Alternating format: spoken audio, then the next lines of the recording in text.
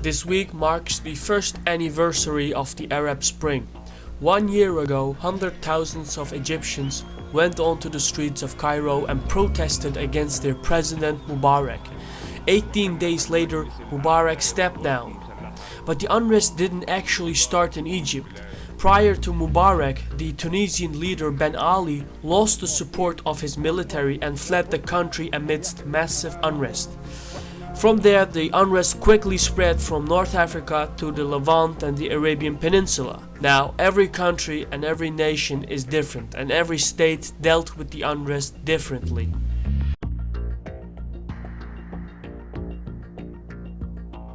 Tunisia held its elections, and the Islamist party of Ennahda won by securing 90 of the 217 seats. The Tunisians are still working to draft their new constitution. The regime change in Egypt was more a military coup than a revolution, because Mubarak intended to transform the military rule into a dynasty by replacing himself with his son. The military didn't go along with this and used the mass protests as a justification to force him to step down. A couple months later, Egypt held its elections, and two different Islamist parties claimed 3/4 of the parliamentary seats.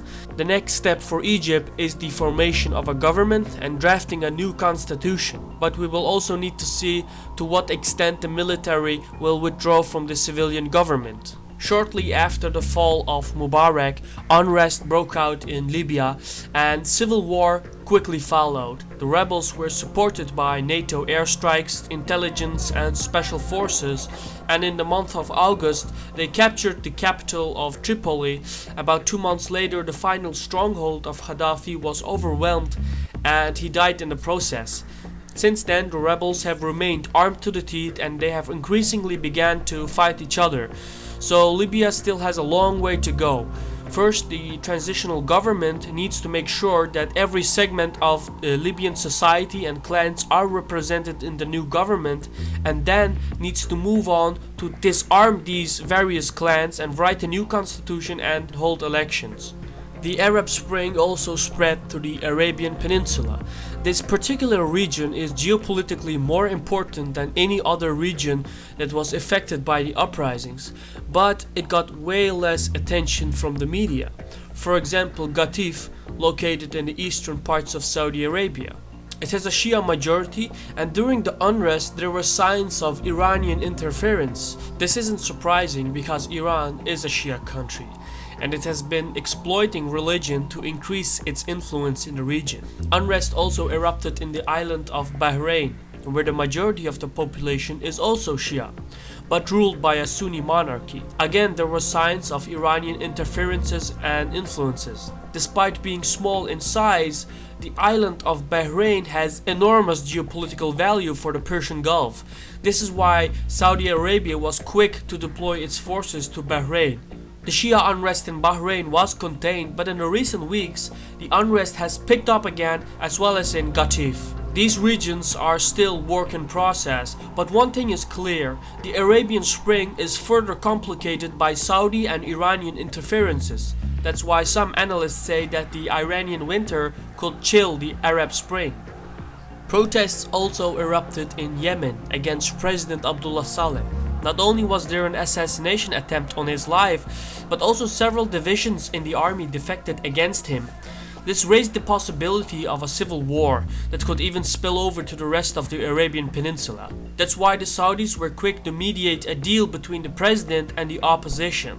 Abdullah Saleh is expected to step down, but with the negotiations, he is trying to ensure that his family clan still has a stake in the Yemeni politics and economics. In Syria, the President al-Assad has been cracking down on protesters for nearly 9 months, and it has claimed the lives of some 5,000 people.